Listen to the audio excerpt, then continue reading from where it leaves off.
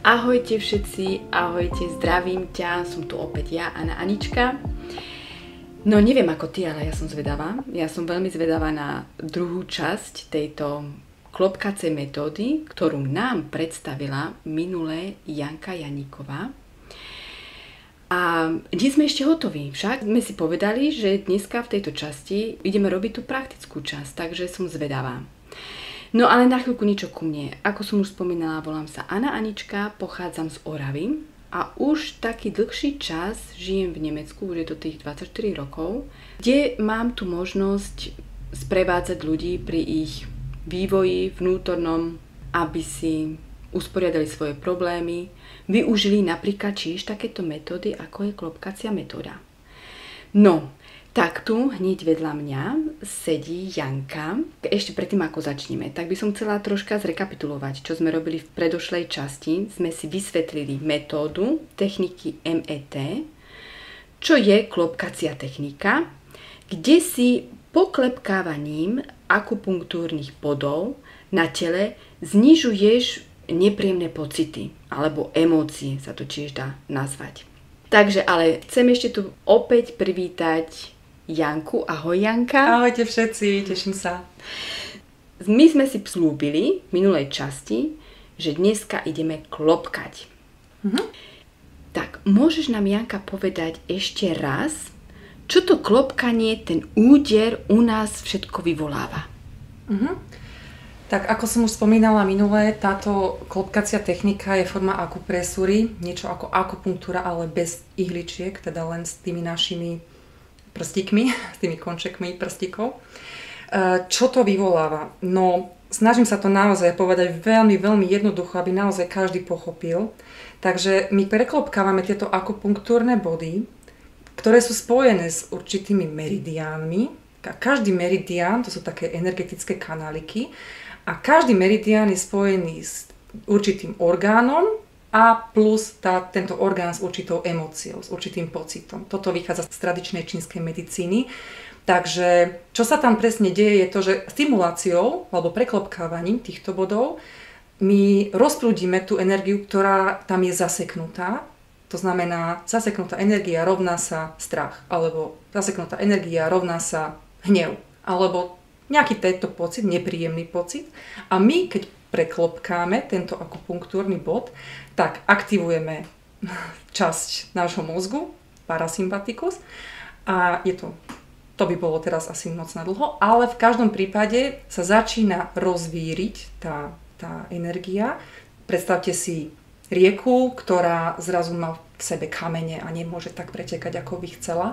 A my tie kamene týmto klopkaním akoby dávame preč a zrazu cítime, že mali sme strach, alebo mali sme hnev, mali sme pocity smútku, ale pomaličky týmto preklopkávaním sa tento stav alebo tento pocit znižuje, až kým sa nakoniec nevytratí. Teraz ma práve napadla ešte ďalšia otázka.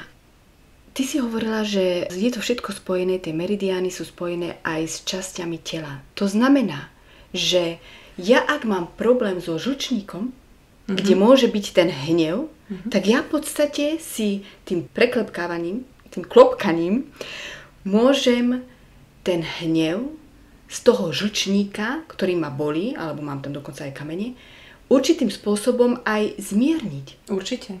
Takýmto spôsobom vlastne celá klopkacia technika začala. Doktor Roger Callahan bol psychoterapeut, mal pacientku, ktorá trpela fóbiou z vody. A ona, keď bola u neho, on už mal niekoľko, neviem či mesiacov, či rokov, to by som už klamala, ale ona prišla a povedala, že keď si spomenie na vodu, len si pomyslí na ňu, tak sa jej sťahuje žalúdok.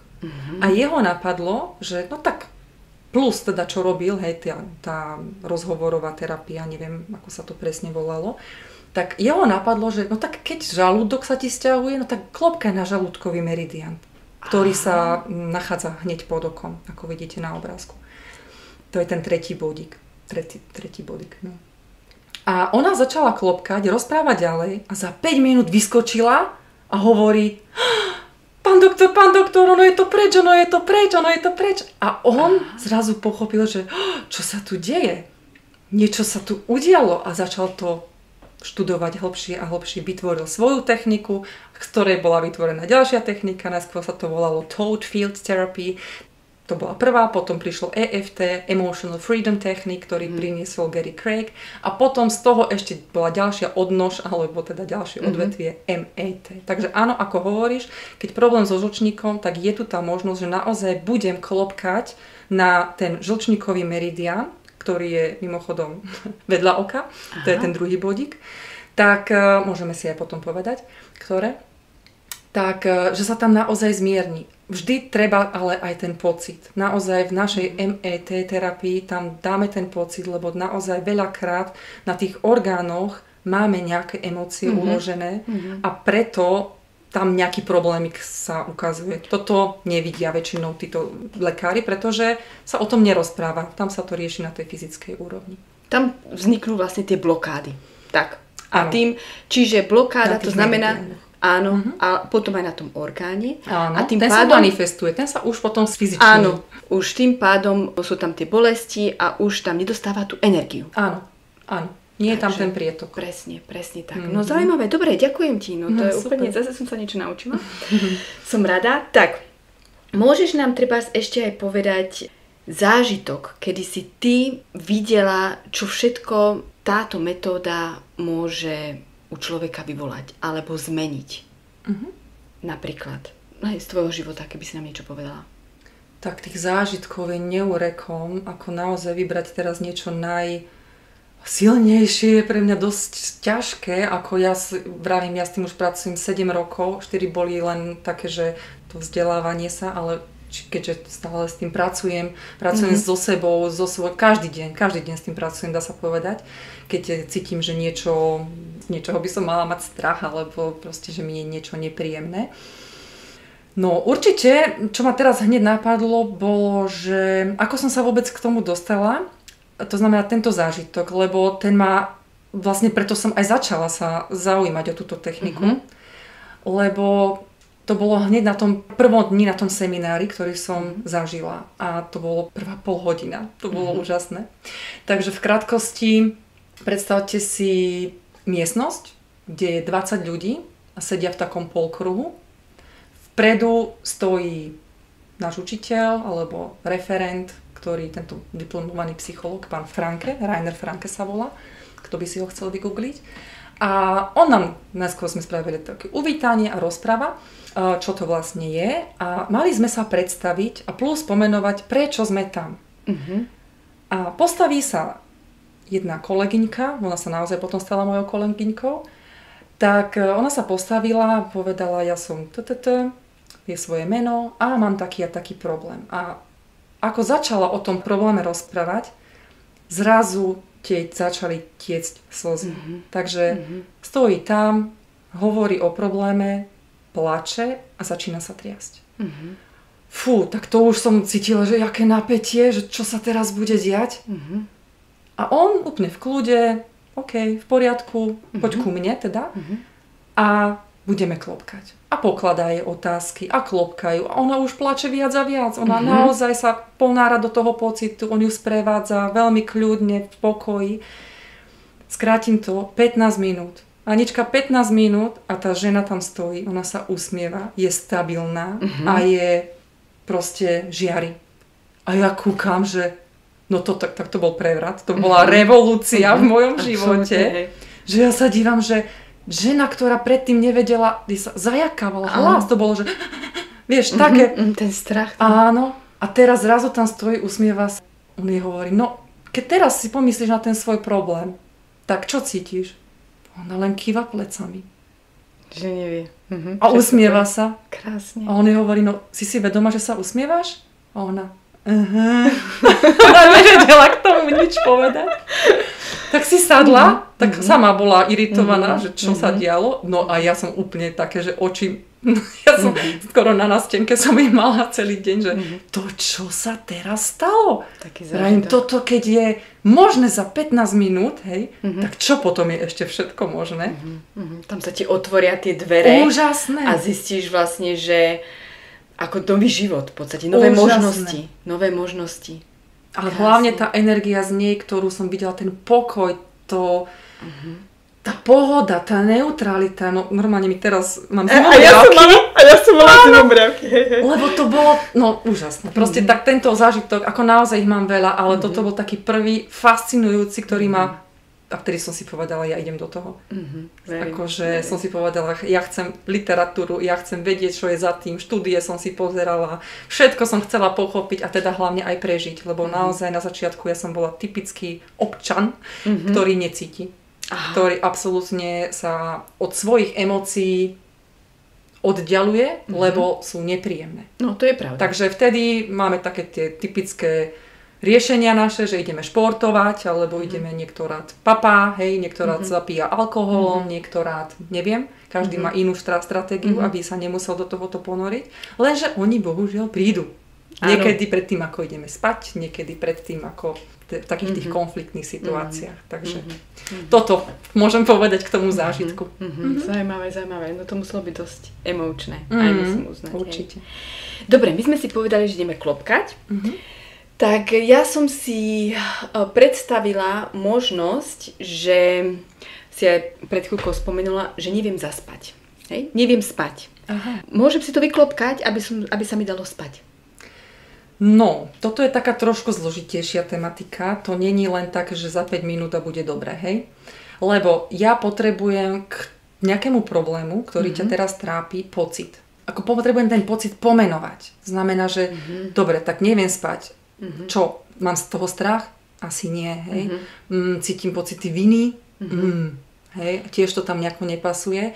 Môže tam byť napríklad určitý hnev, alebo také, že ma to hnevá, že neviem zaspať, tak s tým by sa trošku dalo pracovať, ale není to na 5 minút, pravím, je to dlhodobejšia záležitosť, ale už s tým prvým pocitom môžeš pracovať. To znamená, že nemôžem zaspať, hnevám sa, nemôžem zaspať a preto sa hnevám a stále pomenovávaš ten pocit a klopkáš. Prvý bodík, druhý bodík, tretí bodík a už potom vidíš, či sa to nejakým spôsobom reguluje alebo nie. Ale pokiaľ teraz aktuálne nemáš pocit... No teraz nejdem spať, takže teraz... tak vieš, ťažko sa s tým, lebo toto je emočná terapia, to je naozaj, tie kroky tam je potrebné naozaj sa zamerať na ten pocit. Dobre, tak viem si predstaviť, že častokrát som nemohla spať, lebo som mala nejaké konflikty, napríklad na pracovisku. Napríklad s kolegyňou. Mám viac kolegyň, niektoré sú úplne super a niektoré kolegyne je jednoducho hrôza. Čiže je tam ten konflikt. Určite. A ten konflikt to už sa dá, však to už sa mi dá... No ak je tam ten pocit, áno, ak je tam tá emócia. Takže... Áno, je tam taká opovrhovanosť. Môže byť. Môžem, hej? Môže byť, tak začneme si opovrhovanosť. Inakšie tento konflikt môžeme kľudne mať aj so svojou svokrou, napríklad, však. No jasné, ako so všetkými ľuďmi, ktorých si vieš predstaviť v svojom okolí. Čiže partneri, tí sú najobľúbenejší, potom rodičia, potom súrodenci, hej, naši bratia, naši sestry, lebo, ale tam potom sa už potom riešia nielen ten konflikt samotný, ale teda čo očakávam, prečo sa cítim napríklad menej cenný. A už ideme možno do detstva, kedy naša maminka alebo náš ocinko niekoho viacej uprednostňovali. Výborne, ďakujem za slovo. Takže áno, partneri, šéfovia, tie sú tiež obľúbení veľmi, hej, za tým je väčšinou tematika nášho otca, lebo je to autorita, tak ako aj s tými šéfami alebo politikmi. Takže určite konflikty je jedna, myslím si, že z takých tematik, ktorú každý poznáme. Každý jeden z nás už bol niekedy nahnevaný, alebo bol sklamaný z niekoho, alebo takto. Takže áno, dobre. Určite. Takže ideme na tú kolegyňu. Vravím, že opovrhovanosť tam cítim. A to potom cítim, že tam je aj taký ako hnev, že ako si to môže dovoliť. Hej? Tak už to môže aj cítiť na mojom hlase. Dobre, takže... Ale to je dôležité. Dôležité je ešte povedať, aby sme boli 100% úprimní. To znamená, že akýkoľvek pocit, ktorý príde, nebudem ho zosmiešňovať, nebudem hovoriť, že to není dôležité. Všetko, čo cítime, je dôležité, lebo to cítime. A my sa to len budeme potom snažiť, ja to budem sa snažiť korigovať, pomenovať, aby sme naozaj potom prešli, lebo to sa môže meniť, to môže byť pocit najskôr hnevu, potom smutku, potom zase niečo iné. Takže uvidíme, necháme sa prekvapiť, čo sa presne teraz v tomto skrýva. Hlavne nehodnotiť, že bože, ja mám hnev, to by som nemala mať, tak teda prestanem. Nie. Ak ho máš, tak presne budeme robiť to, že sa do toho ponoríme. Nebudeme ho dávať preč, nebudeme robiť šport, nebudeme zalievať alkoholom, ale ponoríme sa do neho. Je dobre, keď si to napíšem? Nemusíš, pretože dobre. Takto, keď si sama, tak je to možno niekedy výhoda. Asi však. Ale keď si so mnou teraz, lebo ja ťa teraz budem sprevádzať, tak ja ťa budem pravdepodobne aj viesť. V podstate. Áno. A budem ti ukazovať, že dobre, teraz takto klopkaj, alebo teraz povedz toto, alebo väčšinou teda ja som len naozaj ten oporný bod, ja som není ten, lebo ty to musíš prežiť, ty si to musíš prejsť. A ja tu budem klopkať, nie ty za mňa, takže... A ty ideš naozaj potom do tých sfér, a budeš aj ohodnocovať, nie pocit, že teda, či je dobrý alebo zlý, ale na aký je silný, aká je tá intenzita. Hej, že ak je tam napríklad, teraz si povedala slovo opovrhnutie, alebo opovrhovanosť, tak napríklad keď začíname vymýšľam na 8 je teraz, keby si to tak mala nejak ohodnotiť, že kde je, a potom po nejakých 2-3 kolách sa pozrieme, kde ten pocit je vtedy, hej, že či sa zmenil, či sa znížil a uvidíme, ako ďaleko sa dostaneme. A dobre. Takto, hej. Dobre, takže začnime. Tým pádom ja si začnem najprv ten bod 1. Najskôr musím vedieť, ako ten tvoj sprievodca, pomenuj mi teraz situáciu, alebo proste pomenuj mi problém.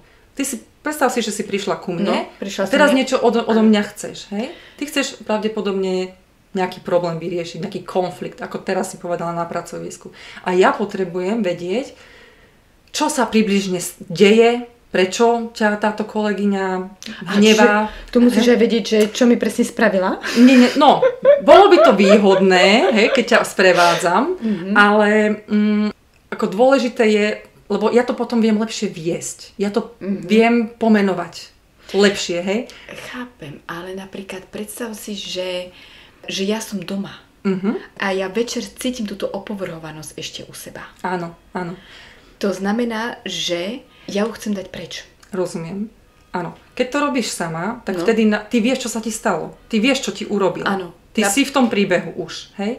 Ale pre mňa je to cudzí človek, ja absolútne neviem. A teraz, keď budem počuť ten príklad, čo sa stalo, alebo čo robí pravidelne, alebo prečo ťa hnevá, prečo ťa nejakým spôsobom zraňuje, tak ja potom napríklad ty by si myslela, že to je napríklad, vymýšľam, smútok, že si sklamaná, ale ja na základe toho, že už logicky viem, čo ti urobila, hej. Asi nestranná, k tomu ešte aj. Tak ti môžem povedať, no a porozmýšľať, či je to naozaj smútok, či to nebude náhodou hnev.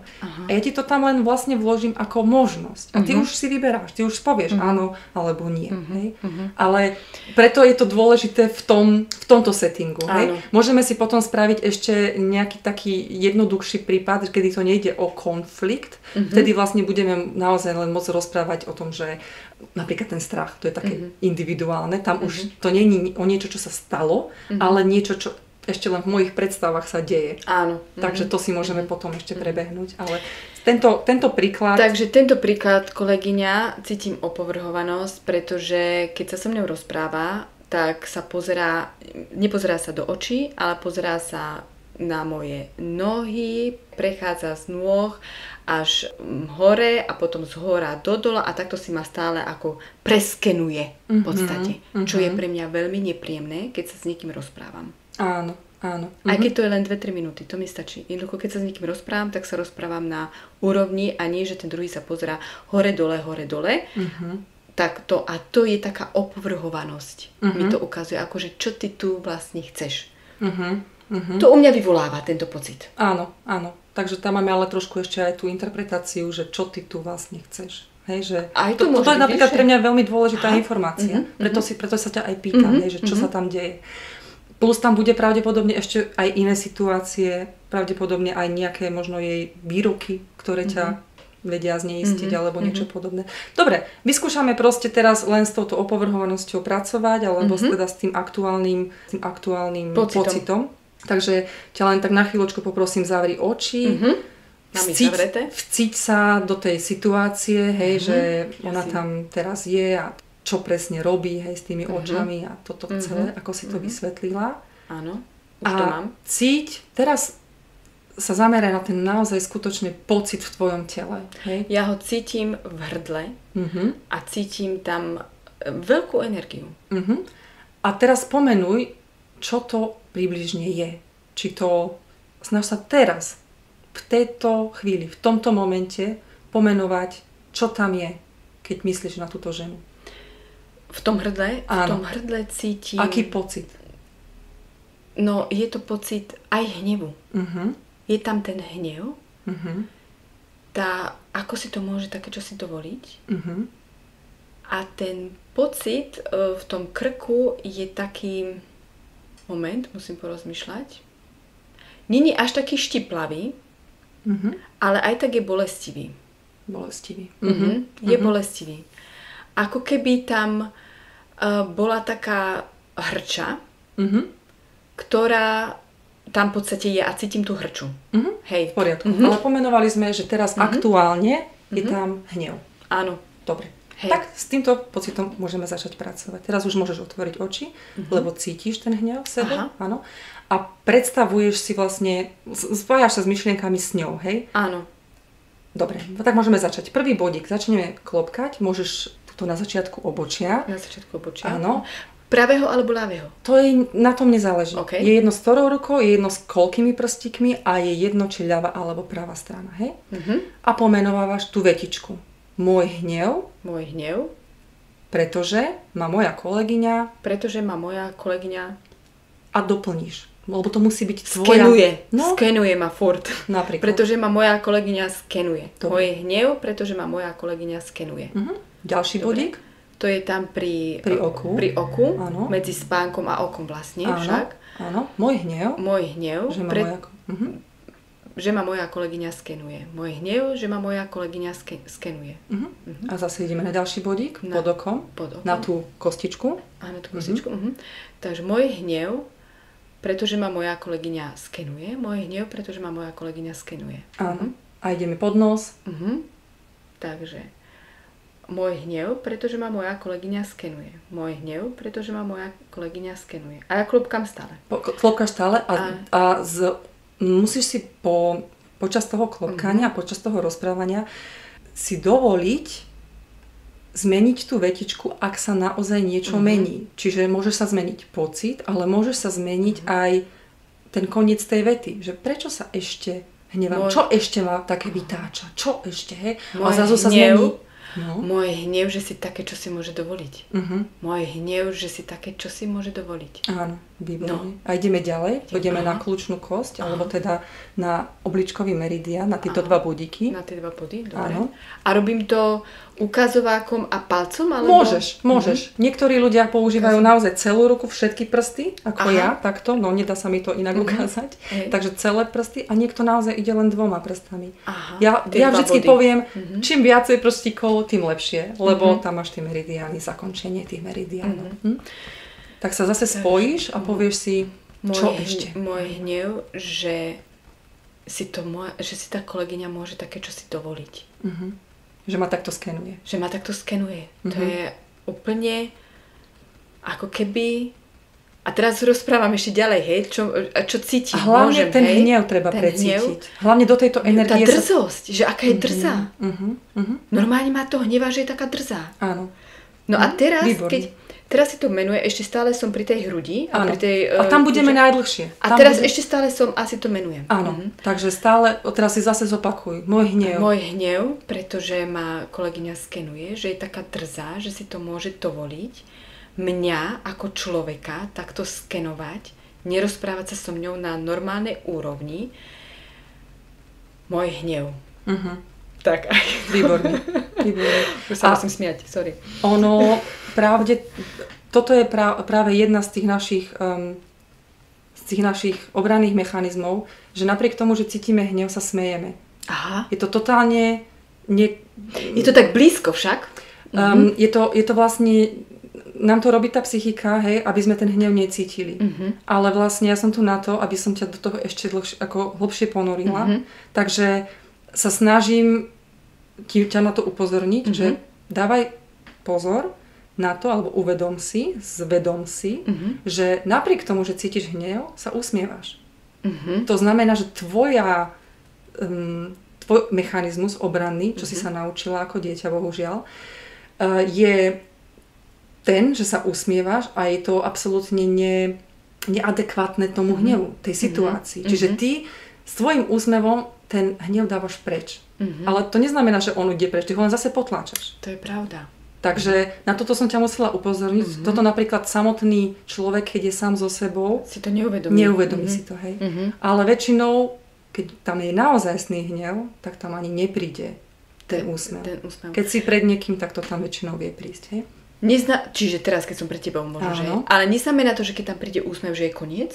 Neznamená, pretože som hotová. Pretože my sa naozaj musíme pozrieť, či ten hnev je preč. Ty zase musíš potom vyskenovať tú situáciu, alebo teda si ju predstaviť a nesmie s tebou absolútne nič robiť, tento zážitok. To znamená, že to, čo som mala predtým v tom hrdle, tam už nemá byť.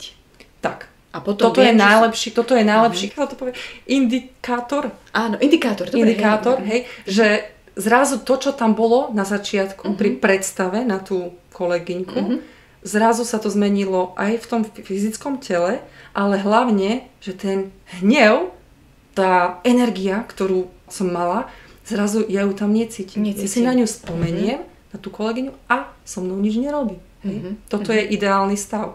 Ale hovorím, teraz sme si prešli len jedným kolečkom a upozorním len na dve veci. Jedna vec bolo ten úsmev a druhá vec bolo, že veľa sa snažíš rozprávať, čož je celkom fajn, na jednej strane, aby som ja vedela pochopiť, prečo tam ten hnev je, ale snaž sa skôr ten hnev precítiť. Čiže naozaj sa ponoriť skôr do tej emócie, ako do toho logického vysvetlenia.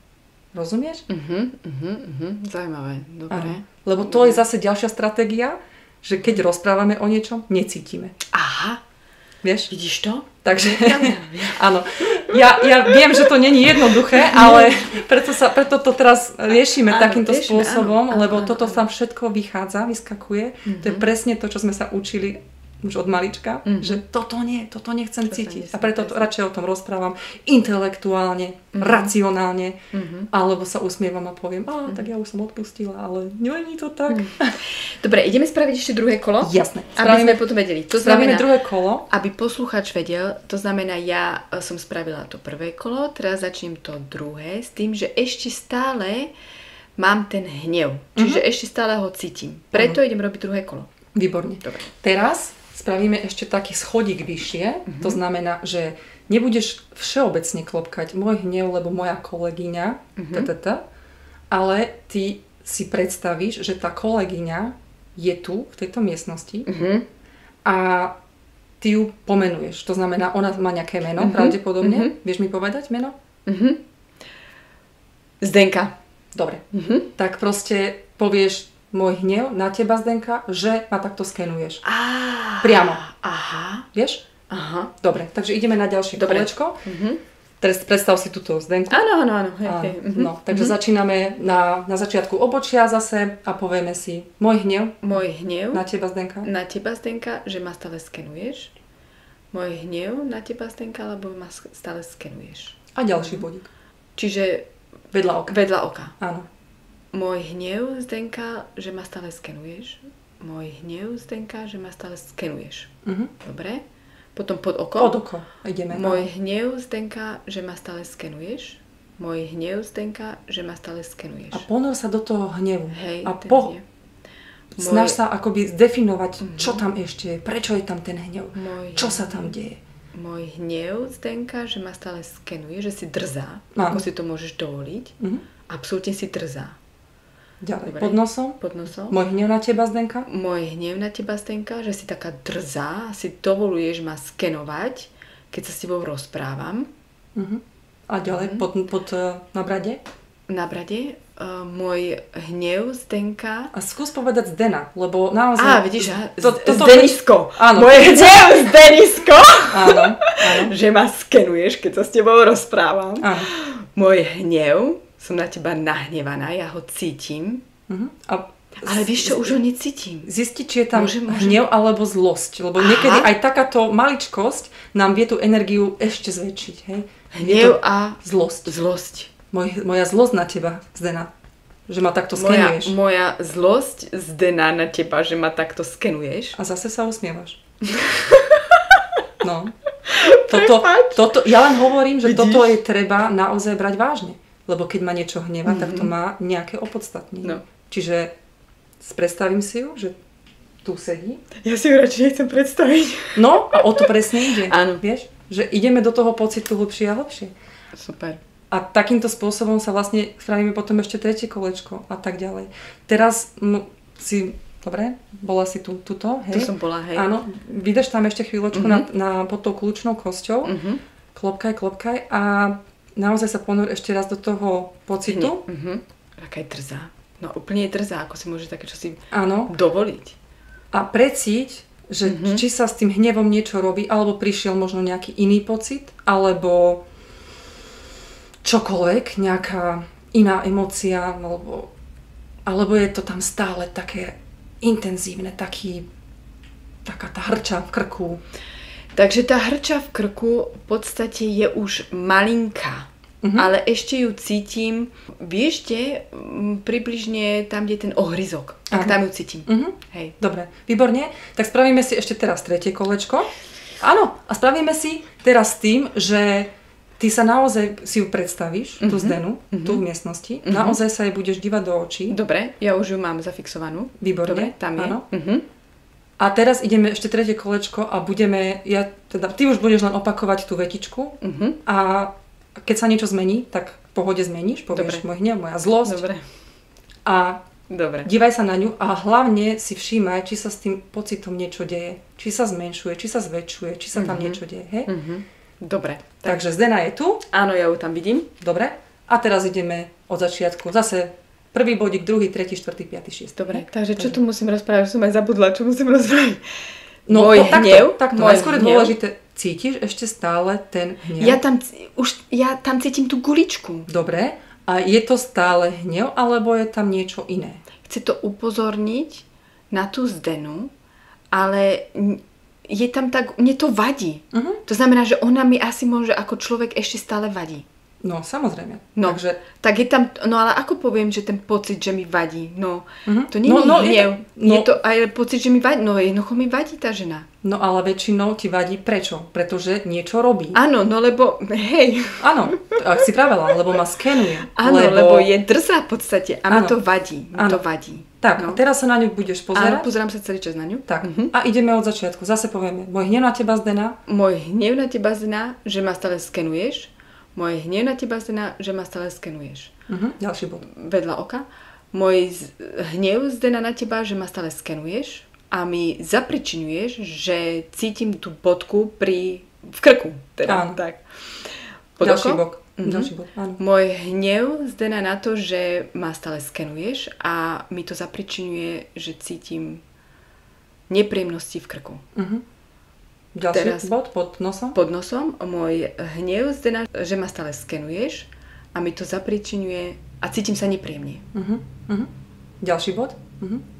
Môj hnev, Zdena, že ma stále skenuješ a cítim sa pritom menej cenná. Výborne.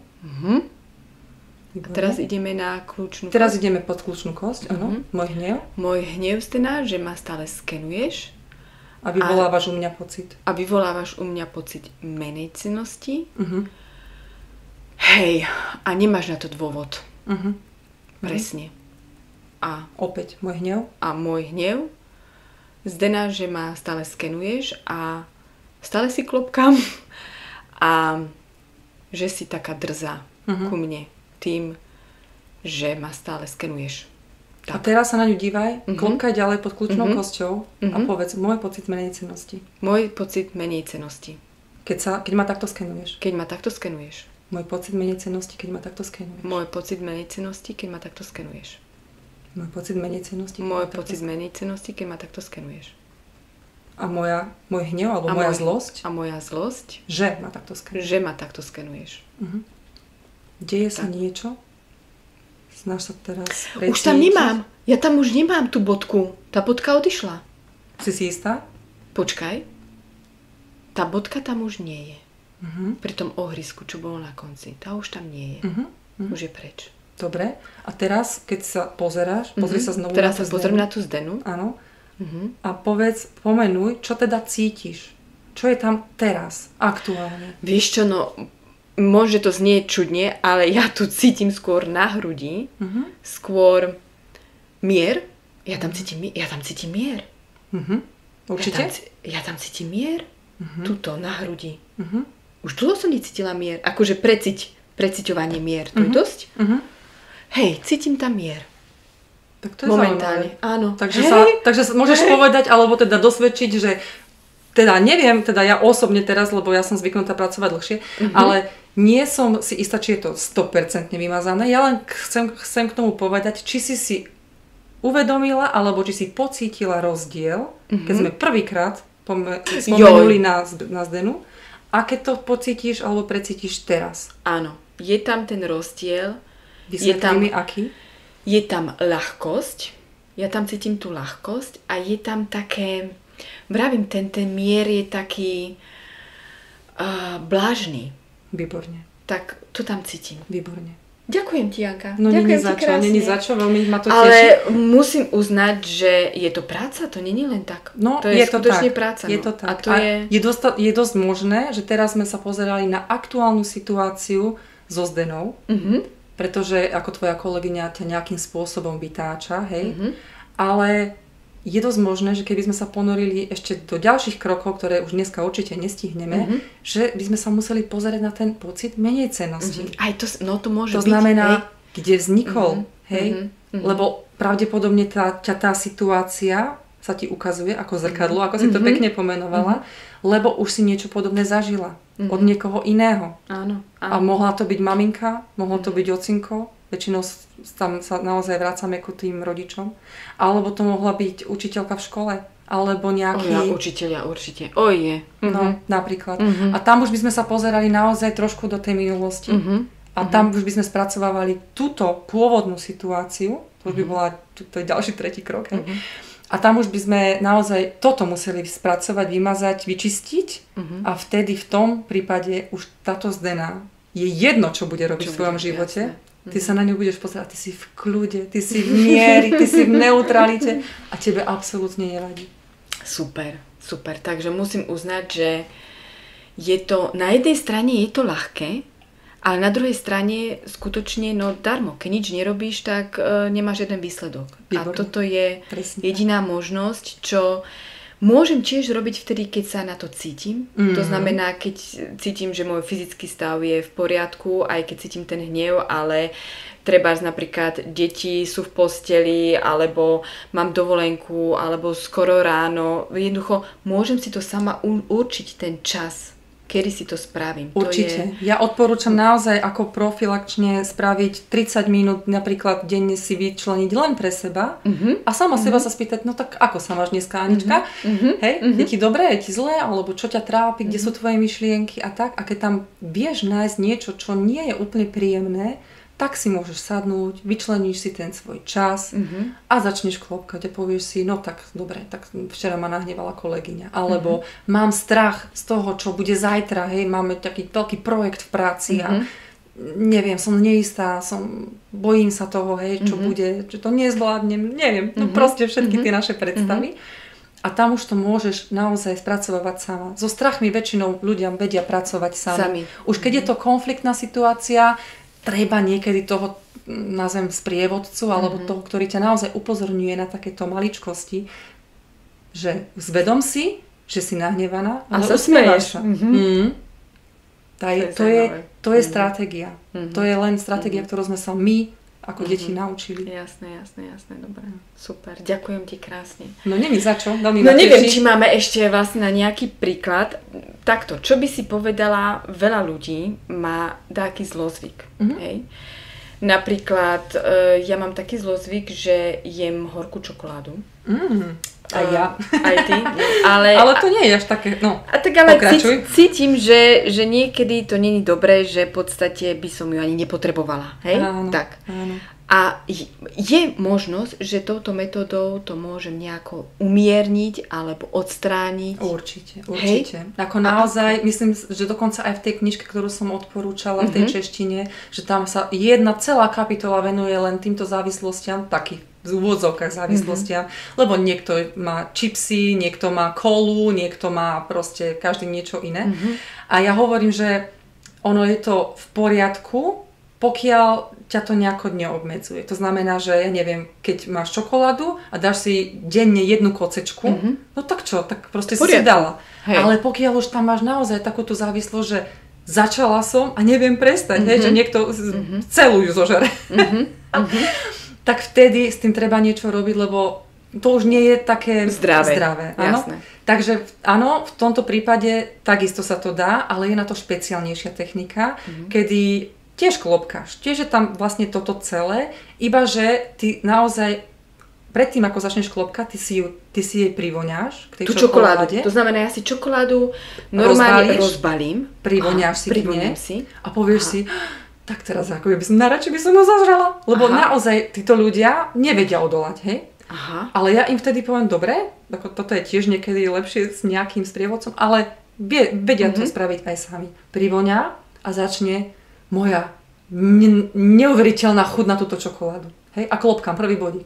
Moja neuveriteľná chuť na túto čokoládu. Druhý bodík. Moja neuveriteľná chuť na túto čokoládu. Hej? Akože chcem, také až neovládateľná, hej? Taká tá chuť. Hej? A takýmto spôsobom ideš prvé kolečko, zostávaš najdlhšie naozaj na tom obličkovom meridiáne, ktorý sa nachádza pod kľúčnou kosťou. Tam sme niekedy aj minútu, 2. Niekedy, keď je to naozaj konfliktná situácia, aj 5. To už záleží, to väčšinou naozaj odporúčam. Toto klopka najdlhšie, lebo tento obličkový meridián je spojený s našimi strachmi. Z tradičnej čínskej medicíny vieme, že je spojený so strachmi a strachy sú väčšinou ten najväčší pôvod alebo najznámejší pôvod všetkých týchto konfliktných alebo zraniteľných situácií. No, späť k čokoláde. Takže klopkáme na tomto obličkovom meridiáne, hej, spravíme si kolečko a teraz si zase privoňame a cítime, že máme ešte na tú čokoládu chuť, hej, a potom si povieme, že hej, stále je neovládateľná. A si ju kategorizujeme napríklad, že je to také na 7. Od 0 do 10 som na 7, hej. Na začiatku bola možno na 10, ale teraz je na 7.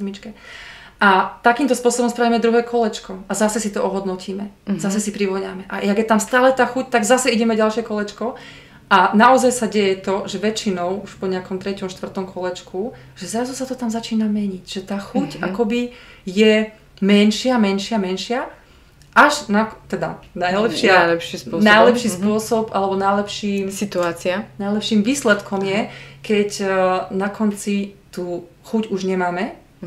Ale napriek tomu, že keď už ju nemáme, tak si dáme tú čokoládu do tých úst. Napriek tomu, áno, toto je dôležité, pretože my teraz potrebujeme zažiť, že čo presne sa nám v tých ústach deje. Lebo zrazu to, čo predtým bolo také úžasné, sladké, úžasné nejaké kola, hej, ako úžasne chutila, zrazu hovoria tí ľudia, to je akési presladčené. To je také, čo horké, to je? V tom prípade horká čokoláda. Napríklad, horká. Alebo čipsy, hej, tak ľudia povedia, bože, tam je samý tuk, to čo je to? Toto som fakt mal rád, hej. A na toto naozaj je dobré, že nechať si tam ten čas, že nečakať teraz zázrak za 5 minút, ale naozaj, keď si tento čas necháš, tak sa vieš dopracovať k tomu, že na konci to tvoje telo, to zdravé telo ti povie, že toto už nechcem. To neznamená, že ty nebudeš mať tú čokoládu rada, ale ty už vieš kontrolovať tú neovládateľnú chuť, ktorú si predtým kontrolovať nevedela. To je to. Kontrolovať. Dobre. Myslíš si, že je to aj možné pri fajčení? Na toto je ešte ďalšia technika, tiež klopkacia, ale tam treba ešte viacej krokov. Tam je veľa emócií a tam je aj ten zlozvyk tiež, tam je toho veľa. Zaprvé to ovplyvňuje naozaj, ako je aj alkohol, zaprvé to naozaj ovplyvňuje naše nervové receptory, čiže naozaj je tam už fyzická závislosť, nielen tá emočná. S čokoládou môže byť emočná, pretože veľa žien pápa čokoládu, keď, ja neviem, sú smutné, napríklad. Alebo je to skôr taká stratégia tiež toho, že odchádzam, alebo teda keď žena napríklad nemá muža, tak veľakrát potrebuje nejakú tortu alebo nejakú sladkú vec, lebo tam cíti, že je naplnená. To je také, takoby v úvodzovkách alebo v takej tej pretransformovanej reči to naplnenie šťastím, ktoré nemám v tom partnerskom vzťahu napríklad, si to kompenzujem tou čokoládou. Hej. Muži, pivo, poznáme. Takže takýmto spôsobom. A s fajčením je to tak, že naozaj, keďže už tam tá závislosť je na fyzickej úrovni, tak je to dlhodobejší proces, ale to neznamená, že teraz musíš klopkať mesiac. Ono sa to dá, ale prvá vec je, že naozaj musím chcieť. No tak to je vždy. Toto je naozaj prvá vec, pretože len tak skúšať a povedať si, no ale ja aj tak nechcem. Takže toto je najdôležitejšie. A druhá vec, preto je to aj trošku iná a detailnejšia technika, lebo my zistíme, čo to fajčenie, čo s tým kompenzujem. Áno. A vtedy je to taká trošku hlbšia tematika. Není to len také, že dobre, je to preč, ale tá kompenzácia mi niečo chce povedať, že ja potrebujem tú cigaretu, lebo som si v hlave vytvorila presvedčenie, že keď fajčím tú cigaretu, a ja som fajčiar bývalý, takže viem. A ja? Výborne. Že ja sa uvoľňujem. Ja sa uvoľňujem pri tej cigarete. Presne. Ten stres, ten tlak, to všetko dávam preč s tou cigaretou. Ale tam len treba vytvoriť nové presvedčenia.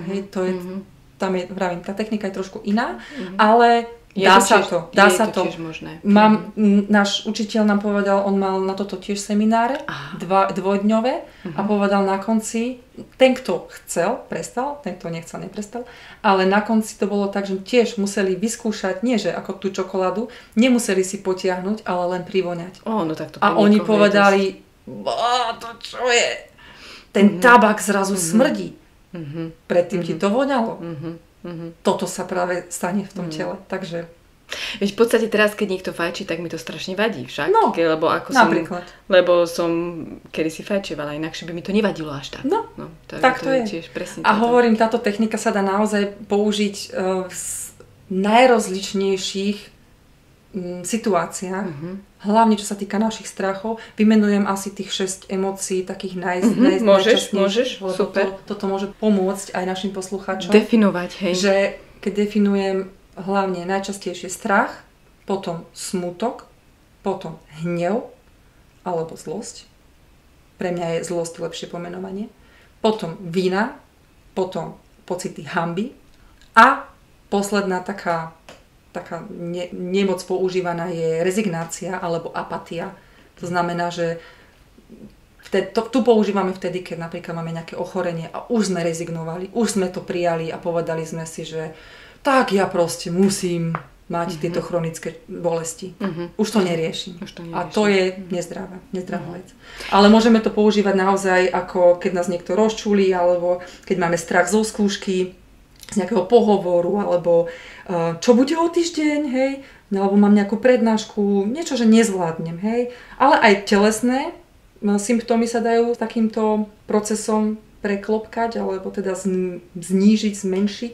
Žiarlivosť je tiež jedna z vecí, ktorá sa dá, lebo je to tiež emócia. Áno. A za ňou sa skrýva strach. Strach zo straty. Že toho človeka stratím.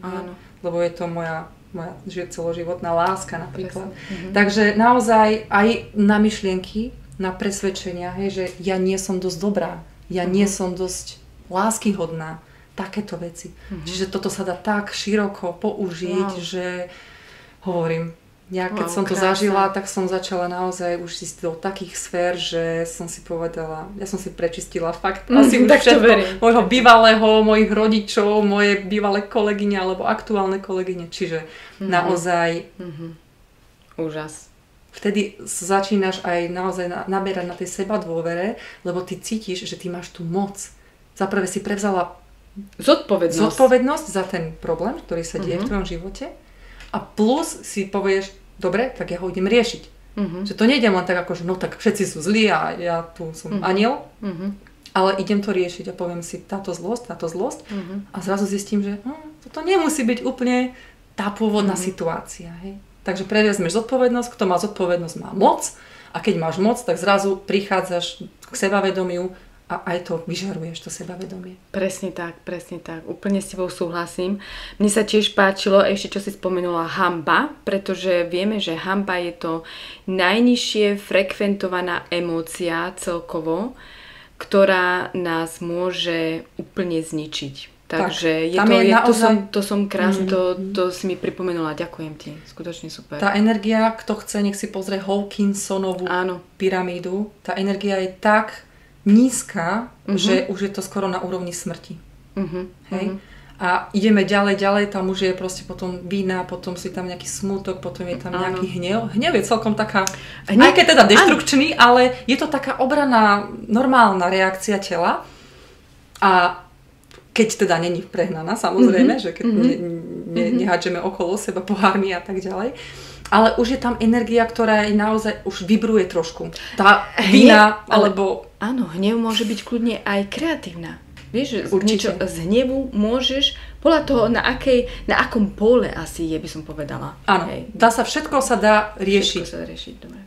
Deštrukčne, alebo aj konštruktívne. Presne tak. A keď to riešime konštruktívne, lebo naozaj niektorí ľudia majú ten pocit, že s nami môžu zaobchádzať zle, napríklad mobbing, hej, tak vtedy je ten hnev opodstatnený a je dobre povedať stačilo, stop, dosť, hranica.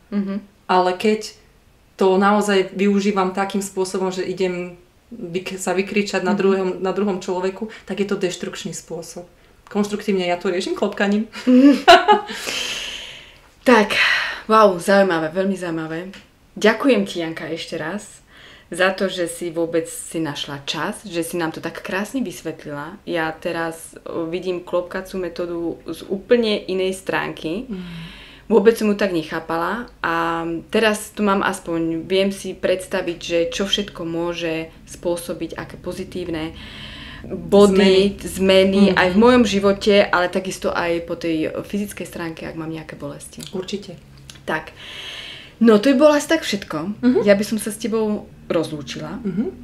Prajem ti veľa šťastia samozrejme a spokojnosti, veľa zážitkov a aby si v tvojom živote získala ešte viac inšpirácií a verím, že nám ich potom zase niekedy budeš môcť predstaviť v tomto podcaste, už sa na to teším. Ďakujem veľmi pekne, naozaj si vážim aj za tento rozhovor, za túto možnosť vlastne prezentovať to aj slovenskému publiku, lebo naozaj zatiaľ to robím všetko len v nemčine a je to také trošku neznámejšie.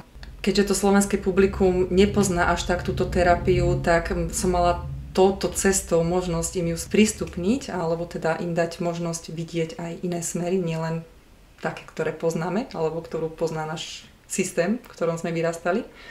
A ja sa tiež chcem veľmi poďakovať za tento rozhovor, za to, že si mala odvahu pripraviť sa, ukázať sa s tvojimi pocitmi, lebo to nie je samozrejme, to sa musí oceniť. A plus len chcem povedať poslucháčom, aby sa naozaj odvážili pozrieť sa na svoje témy, lebo ja som presvedčená o tom, že keď sa pozrieme na svoje témy a spravíme tam trošku poriadok, tak budeme mať úplne iný svet o 20 rokov, o 30 rokov. Pre ďalšie generácie, pre naše deti. A ešte možno jednu vec chcem podotknúť. Keď je nejaký konflikt, ktorý napríklad sme zažili my, hej, nie je vyriešený, je tam nejaké niečo z minulosti, hej, na niekoho sme nahnevaní, alebo sme tam, niekto zranil. A my sme si sa na to nikdy nepozreli, tak my si ich tvoríme, tieto situácie na základe rezonančného zákona. Musia k nám prichádzať, aby nám ukázali, pozri sa, tu sa ešte niečo nevyriešilo, nie si v harmonii. A pre všetky maminky môžem povedať, keď to nevyriešiš ty, bude to musieť riešiť tvoja dcéra, tvoj syn. Takže presne naozaj tak. Všetkým môžem len odporučiť. Ponorte sa, vyskúšajte a budeme mať krajší svet. Pre všetkých. A ľahší denný život. A presne toto vám tiež odporúčam. Ja sa s vami lúčim v tomto podcaste. Som rada, že ste si to vypočuli aj tú druhú časť dokonca. No a čo mne ostáva? Mne ostáva už len vám popriať všetko dobré, veľa zdravia, šťastia, spokojnosti. Ak máš nejaké pripomienky alebo aj niečo pozitívne, ak mi chceš nám napísať, tak kľudne môžeš použiť e-mailovú adresu ahojte.všetci.sk@gmail.com a teším sa na teba. Maj sa krásne, mám ťa rada. Čauko, čau. Ahojte.